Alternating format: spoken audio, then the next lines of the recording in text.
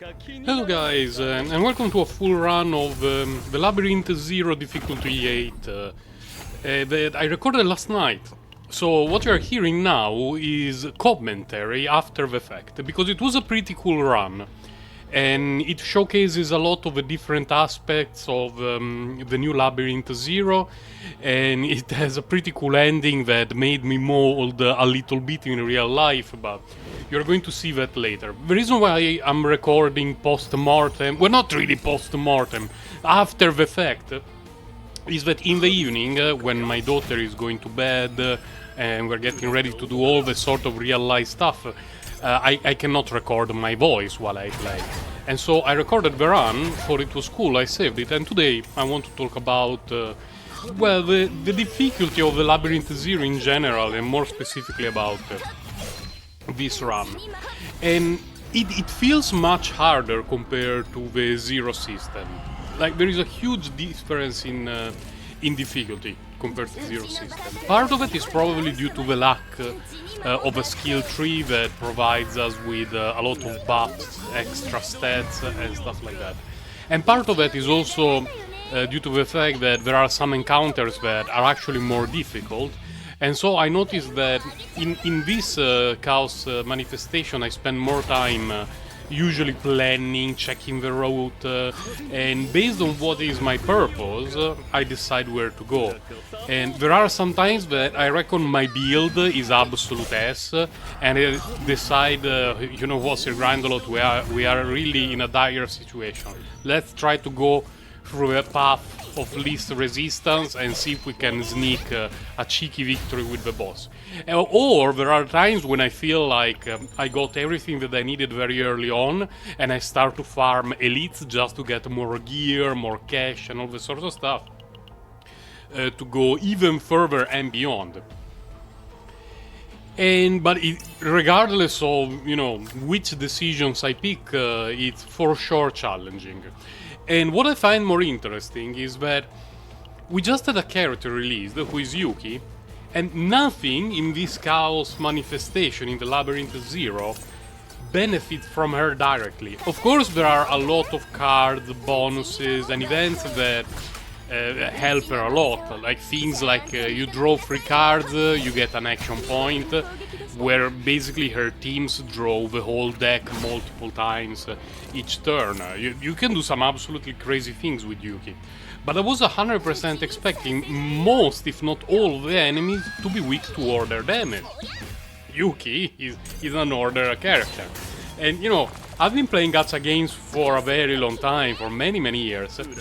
And what in the code, when you write a gacha game, is if new character has element X, then all the enemies are weak to element X. It has been like that ever in every game I've played.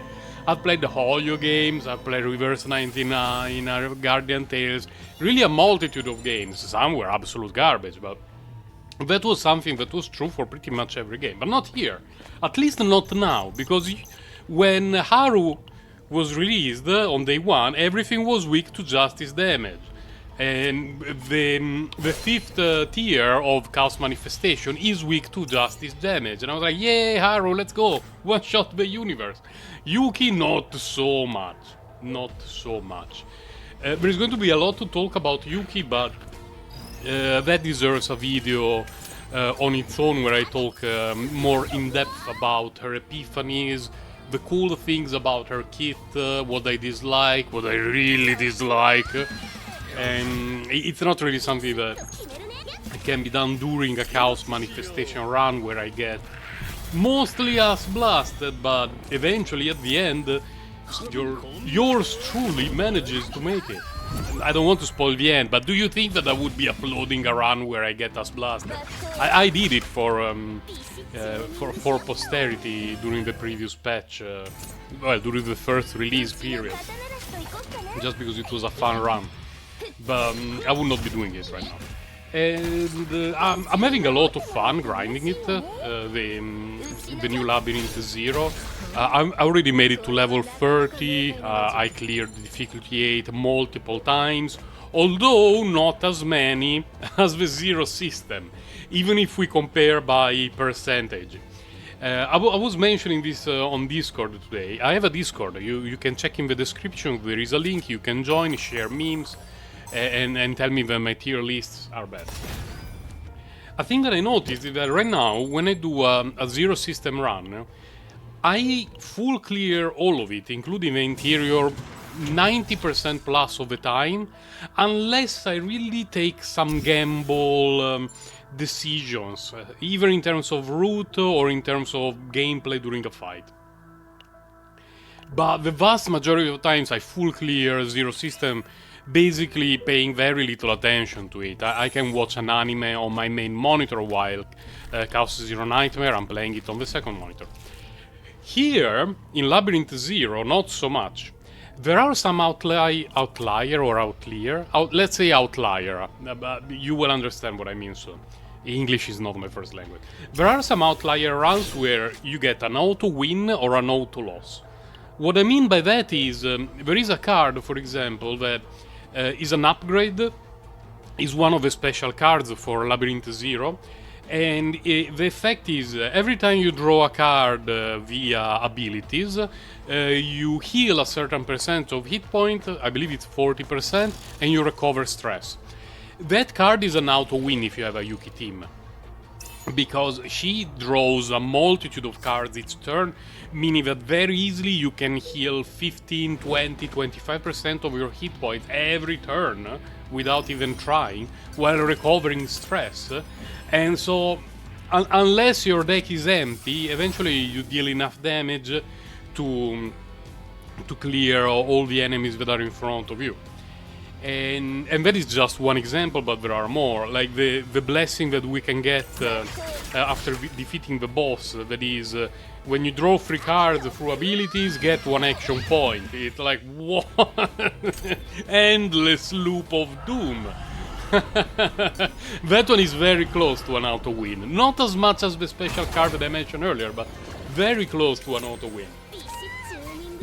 And then there are other outlier runs that are those where you do not get the epiphanies, you do not get the right cards, you get to the first elite and you wipe at the first elite. That one is not the average experience.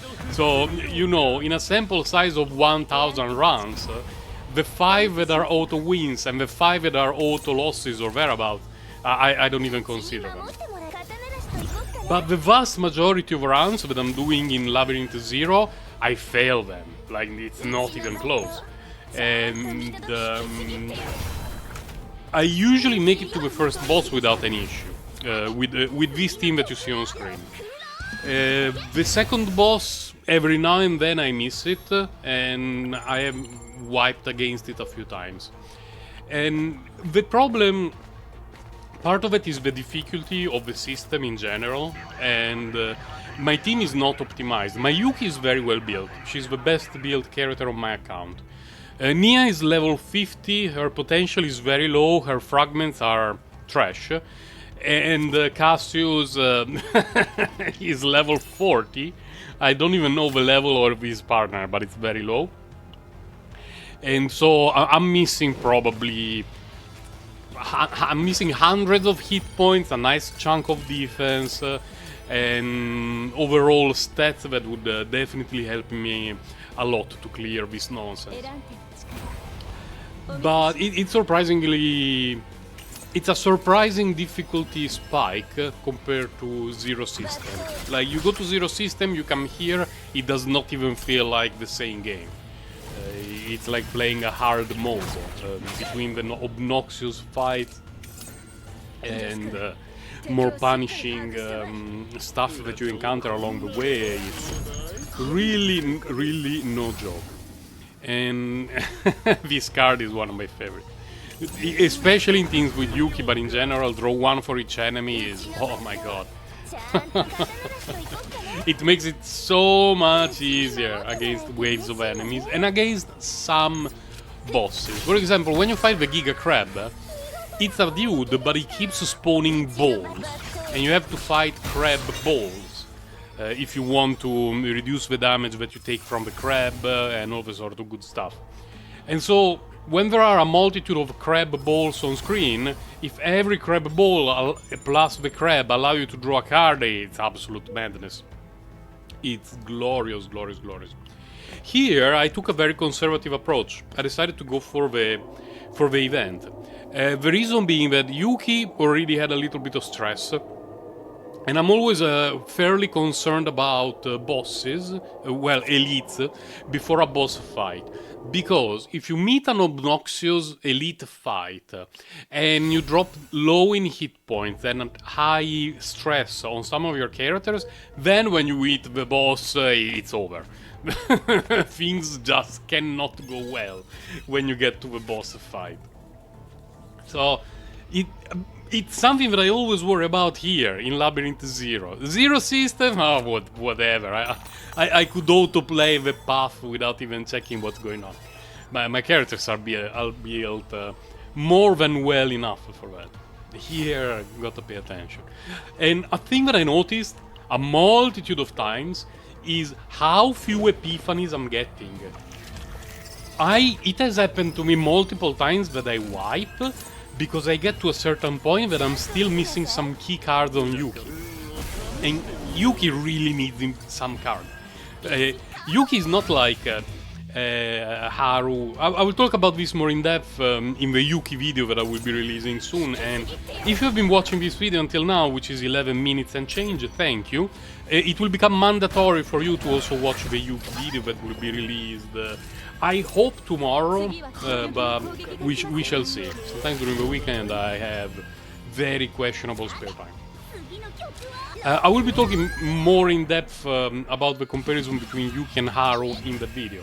But Haru, you have one card that deals damage, which is Anchor Shot, and then everything else is centered around that card, either buffing it or drawing it. Yuki is not like that. Apart from the Trash Shield card, that is the one that you remove instantly as soon as you get to a shop, all the other cards in her deck, with the exception of maybe one, are good and useful to the purpose that she's trying to accomplish. And if you're missing some of them, it's a big problem, because you're either missing AoE clear, or you're missing synergies, or you're missing some crazy epiphanies that can completely change the way you play your turns. So it's really important for Yuki to get all her cards as quickly as possible. And when it does not happen, I just wipe at the second elite that I meet. I had a run just today when I was at work. I mean, no, when I was on my commute to work. Checkmate, employer.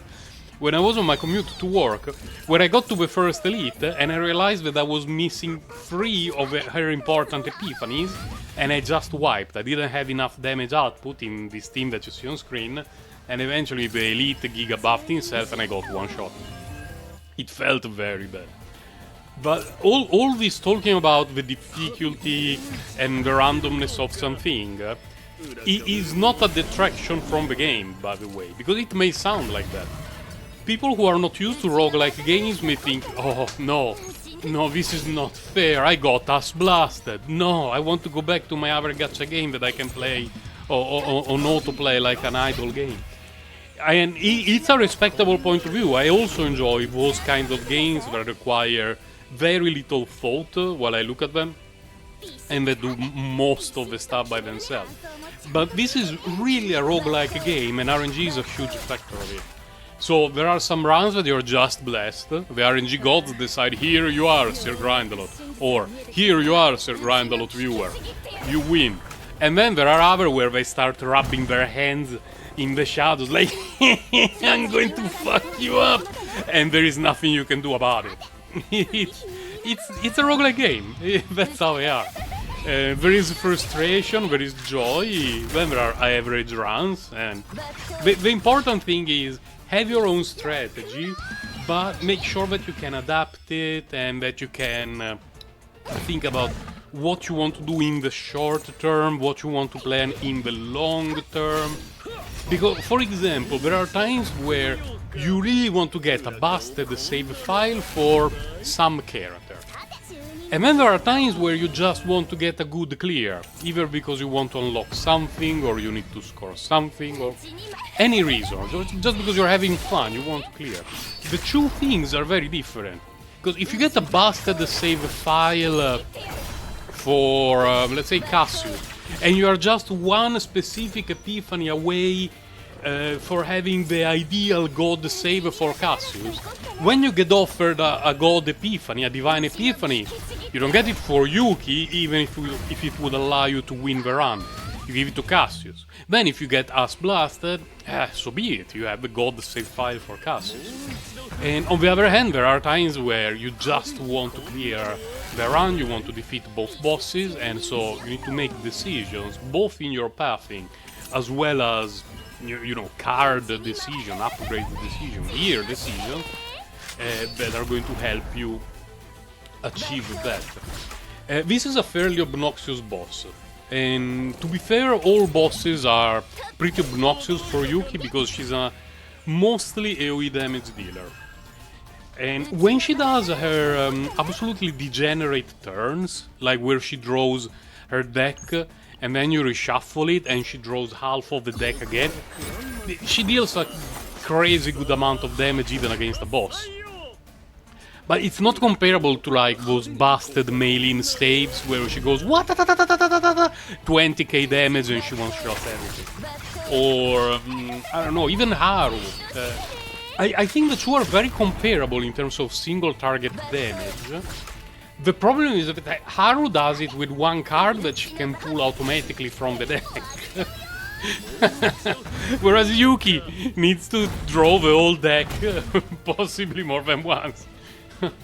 Now, if you have to clear a bunch of garb or some nonsense on screen, then Yuki has a great time.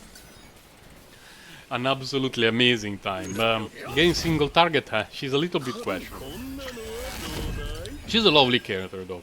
I really like her design, I like her animations. I wish her boba were a little bit smaller, which I know that for some of you this may sound nonsense, but her massive cantaloupes being of that size and so exposed means that it's a character that I cannot keep the wallpaper active all the time on my computer or on my phone. And even when I play and there are her on-screen animations, I need to hide a little bit.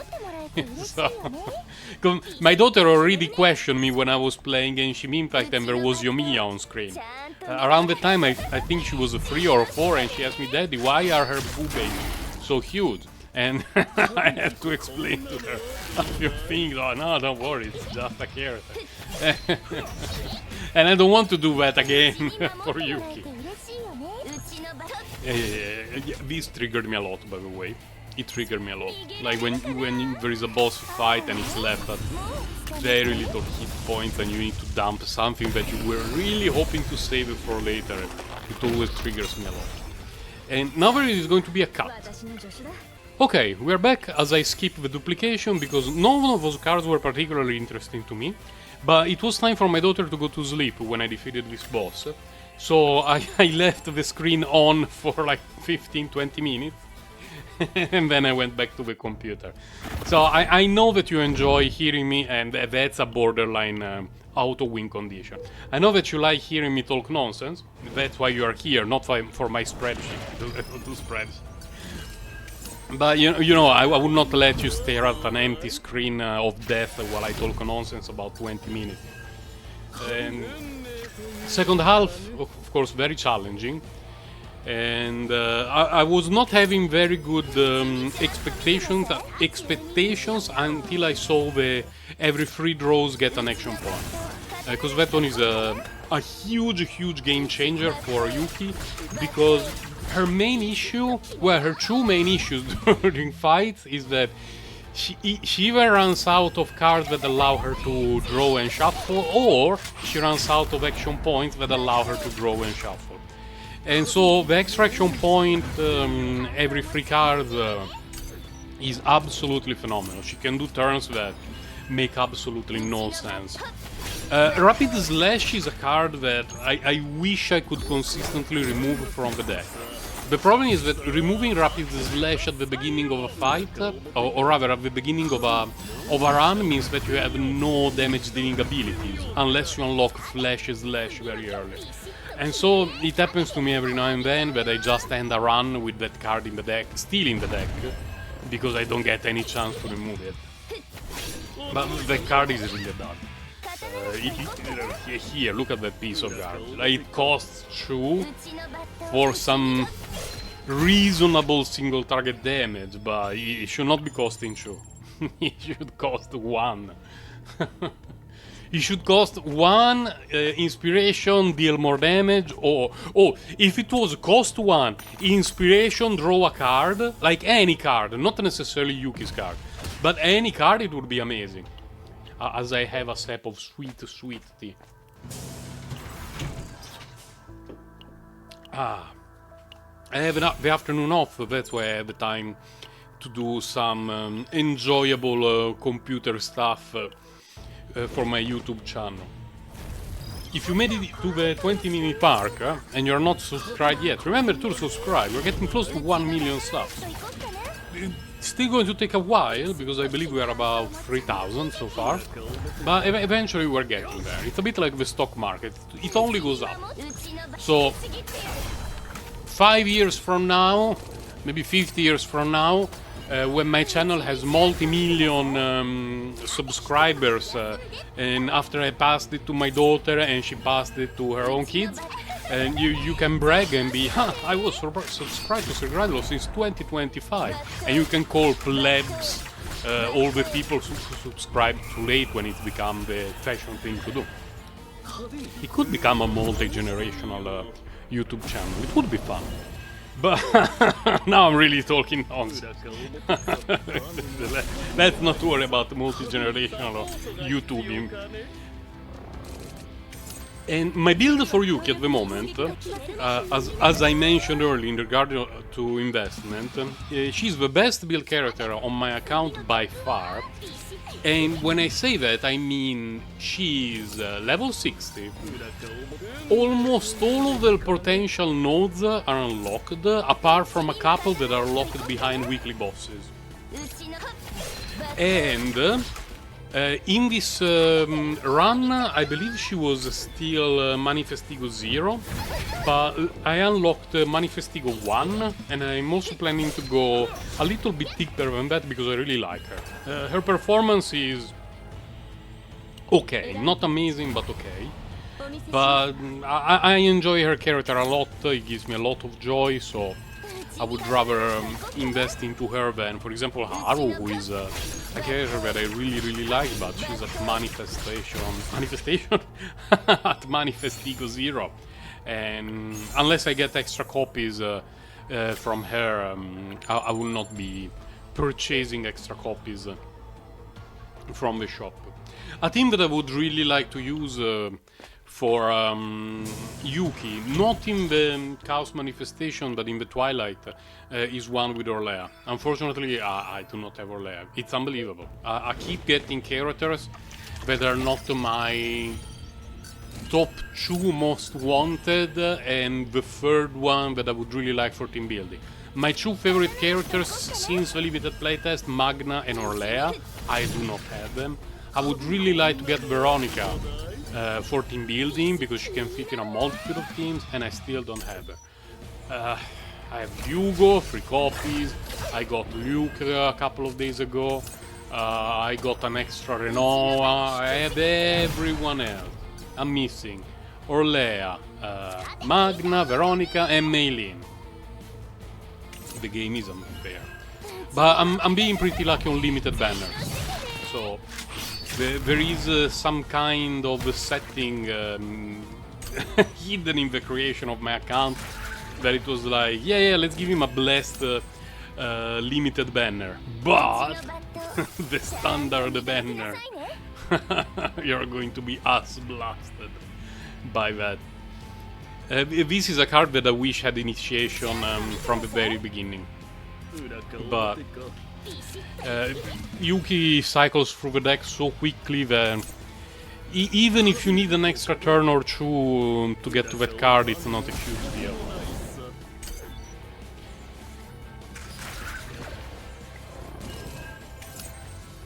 she's not the easiest character to play. She feels a little bit like Renoa from that point of view. Renoa,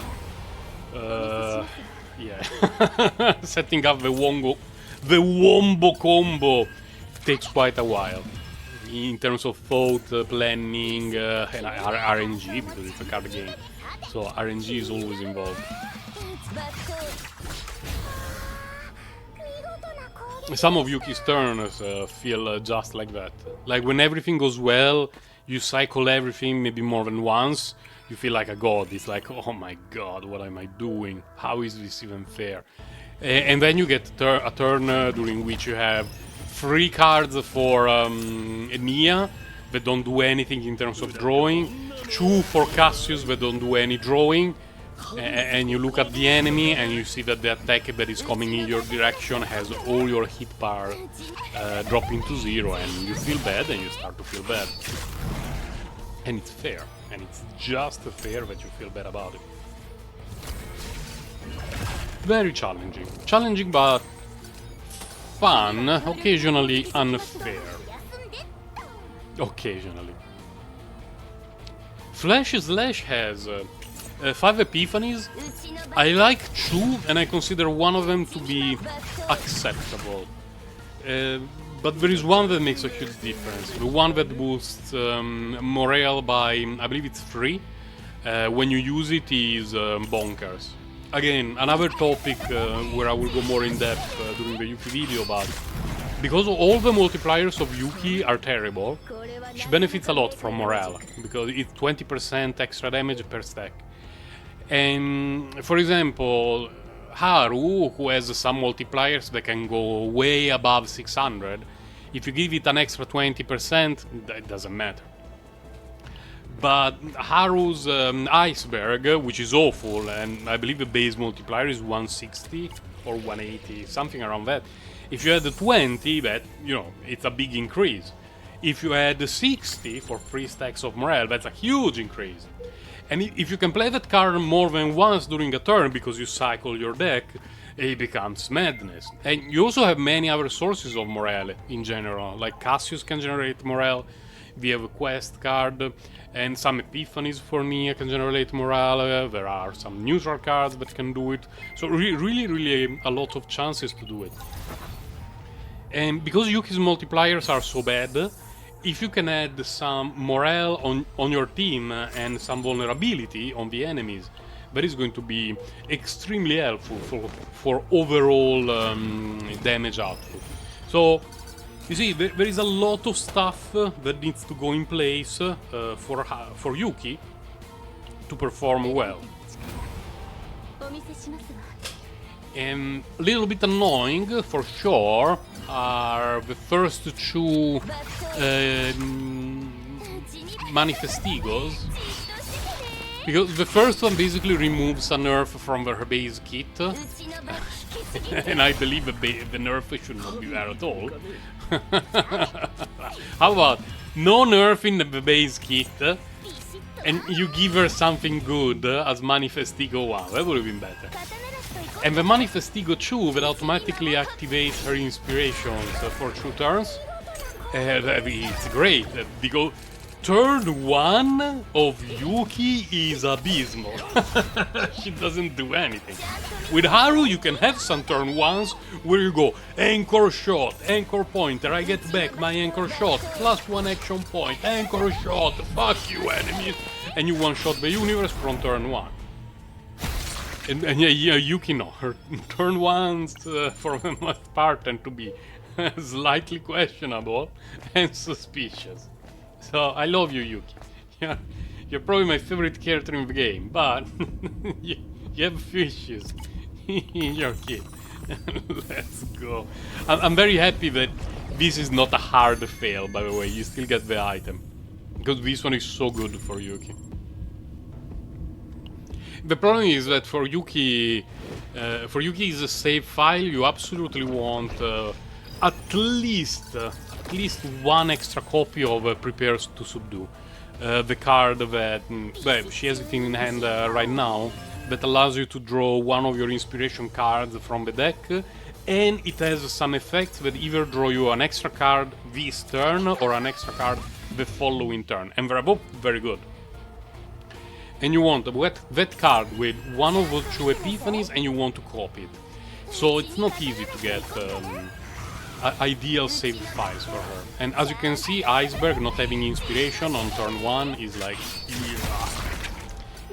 Here, you know, it's a bunch of random trash plus our big booty friend, so it's not a big deal, but against more difficult fights can be quite obnoxious. This one is a solid card, by the way. This one is really solid card. Not this Epiphany. This Epiphany is S. But Trickery Strike, it's a very good card, because if you get the right Epiphany, and for me the right Epiphany of that card is Inspiration reduces the cost, and the single target damage has a very big multiplier, around 300%. Then you solve some of the issues of Yuki's kit. Because that card becomes zero cost to deal very significant single target damage, and it costs you nothing. It means you still have action points left to use cards that allow you to draw, to cycle, and all this sort of good stuff. But Prepare to Subdue is so important. Basically, all my saved files where I do not have Prepare to Subdue, I trash them. I kept one where I had the right Epiphany and a Divine Epiphany with +1 action point. So the fact that it's only one is cope, but correct Epiphany plus 1 action point makes it very good. Unfortunately, I've never had the chance to duplicate that specific Prepare to Subdue, because absolutely bonkers. And there are a lot of cards that you can add even to your support, to your controllers, that greatly benefit Yuki. Attack is amazing. Attack is absolutely phenomenal. It's a tutor. I mentioned it in the video for Haru, but I played Magic the Gathering for decades. And although I took a break now, that has been a very long, because I sold all my cards, unfortunately too early. But I played Magic forever, and I've always used the verb to tutor when I refer to a deck of cards and the fact of getting something from it. Why isn't this event a pick the card for the Epiphany, Smilegate? Why? Why? Why cannot we have nice things? It's not easy to find it, and it's not easy to get the right Epiphanies, so why even hide it behind the randomness? But it is what it is. This fight, very interesting. What I often do when I watch videos from my favorite content creator, regardless of whether they're talking about sports or games or showcasing something, whatever, I very rarely watch it. I usually play it, I listen to it, and I go to do something else, and if I hear something very interesting, I go back and I actually have a look. If you were doing like me, pay attention to this fight, because I almost out F4 the game during this fight. I was very close to doing it, but eventually everything came up to Milhouse. You need a bit of luck, I remember. I had this exact situation today. Exact same situation before the interior boss, and I wiped to the special boss, the Cthulhu-looking motherfucker. I wiped to that dude 2 nodes before the boss.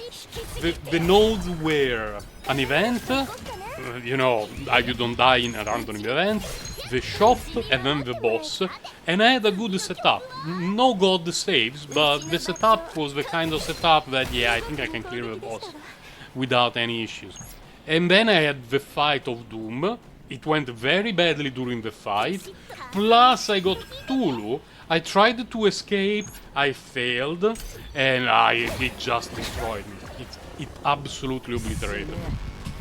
It felt really bad. It was one, one of those moments that I mentioned earlier. The RNG god in the background, rubbing their hand.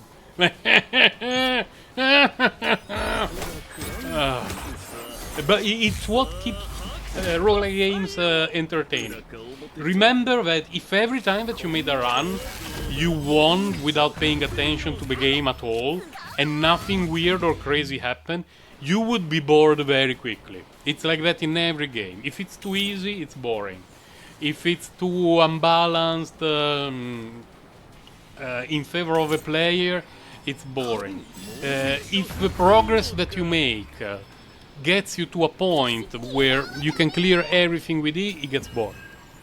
If the amount of RNG involved is like what we have in Chaos Zero Nightmare, it's never really boring.